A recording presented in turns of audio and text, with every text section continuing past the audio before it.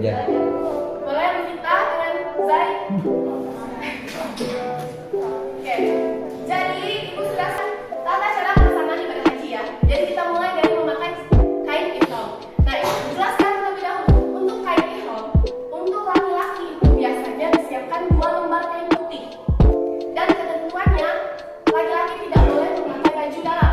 Jadi cukup 2 kain tersebut. Kalau perempuan cukup memakai baju gamis silahkan, tetapi yang penting longgar. Longgar menutupi aurat, tidak ketat, tidak transparan, dan biasanya tidak diperkenankan untuk menutup muka atau bercadar atau bermasker. Ya. Jadi Luvita boleh pakai mukena yang telah disiapkan. Nah, ibu sudah siapkan kain putih. Sebenarnya ini bukan kain ihram, tapi hanya perumpamaan saja ya.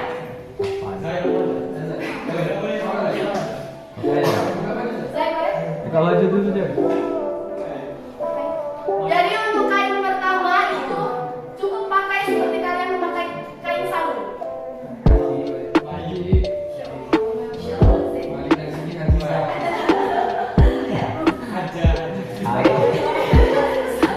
Haji Jayadi.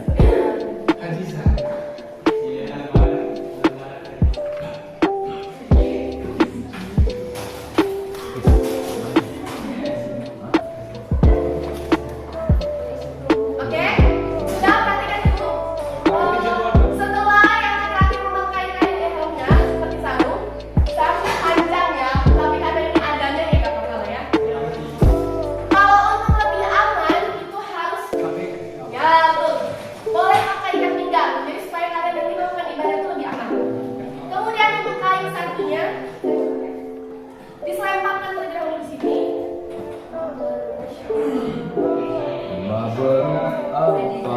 Nah, yang sebelah kirinya sebetulnya masukkan ke belakang kanan, begitu juga sebaliknya.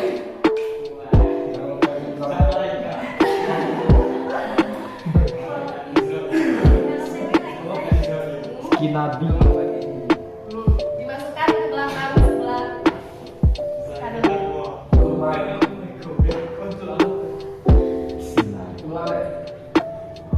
Boleh kita ke belakang, Zai? Nah, untuk bagian belakangnya ditarik. Simpel sebenarnya. Nah, kemudian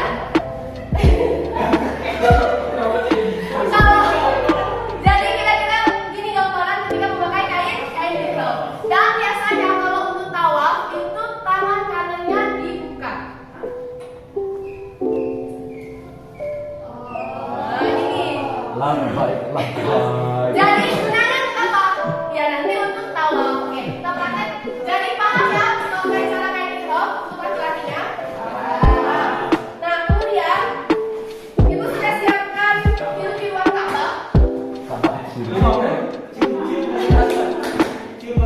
Jadi kira-kira begitulah ya posisinya. Nah, apa tadi? Jadi kita akan masuk ke selanjutnya yaitu tawaf. Sebelumnya kita akan jelas dulu rangkaian dari proses ibadah haji. Jadi setelah berihram pada tanggal 8 Zulhijjah atau hari tarwiyah nanti, anggaplah mereka dua ini haji ya. Jadi mereka akan diberangkatkan ke Mina. Setelah itu mereka akan menunggu waktu wukuf pada tanggal 9 Zulhijjah. Nah, pada waktu wukuf ini, wukuf itu sendiri artinya berdiam diri, yang artinya mereka di sana akan introspeksi diri, berzikir, berdoa ya. Kemudian di sana pas zuhurnya mereka akan berjamaah, sholat zuhur dan sholat asar. Kemudian setelah itu mendengarkan khutbah, dan ketika menjelang maghrib mereka akan diberangkatkan ke Musdalifah untuk bermabit atau bermalam. Selama bermalam di Musdalifah mereka akan mengumpulkan batu kerikil atau batu kecil-kecil, gunanya untuk melempar jumrah. Melempar jumrah untuk pada tanggal 10, 11, dan 12-nya. Kemudian setelah mereka mengumpulkan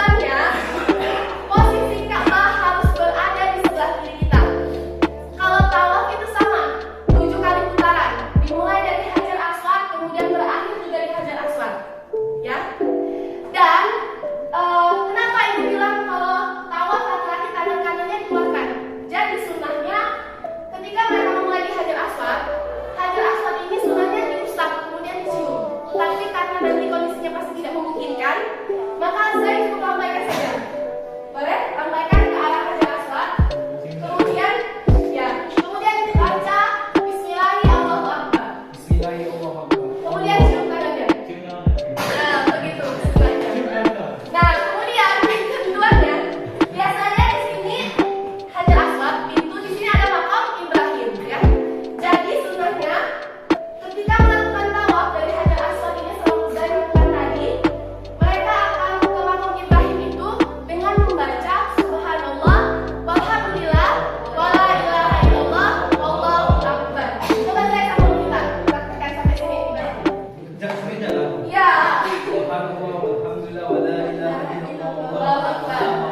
Nah, stop. Jadi kemudian yang lainnya boleh diisi dengan apa yang kalian minta. Doa apa saja yang kalian mau. Anggaplah keliling dan sama kita. Oke, stop di sini. Nah, di sudut ini dinamakan rukun Yamani. Jadi ini punya gambarannya. Nah, jadi di sudut ini sebelum sudut Hajar Aswad ada gambarannya kira di sini. Ini namanya rukun Yamani. Di mana di rukun Yamani hingga ke Hajar Aswad ini disunahkan untuk membaca Rabbana atina fid dunya hasanah wa fil akhirati hasanah wa qina adzabannar. Boleh saya sama kita? Ya, sambil jalan hingga ke Hajar Aswad. Nah, jadi terhitunglah 1 kali putaran tawaf. Untuk tawaf tersendiri, 3 kali putaran itu disunahkan untuk laki-lakinya berlari-lari kecil dan mendekat ke Ka'bah. Kalau yang perempuannya cukup mempercepat jalannya, gunanya untuk menjaga auratnya. Nah, untuk 4 kali putaran terakhirnya berjalan biasa dan menghindari Ka'bah. Jadi untuk melakukan kegiatan sa'i tidak perlu berdesak-desakan ketika keluar dari Ka'bah. Oke, paham untuk tawaf? Paham. Oke, langkah selanjutnya mereka akan sa'i. Anggaplah itu sudah buat bukit Safa dan Marwah. Jadi posisi sa'i itu, ini Ka'bah biasanya di sini. Nah, ini bukit Safa, bukit Marwah. Jadi mereka akan melakukan dari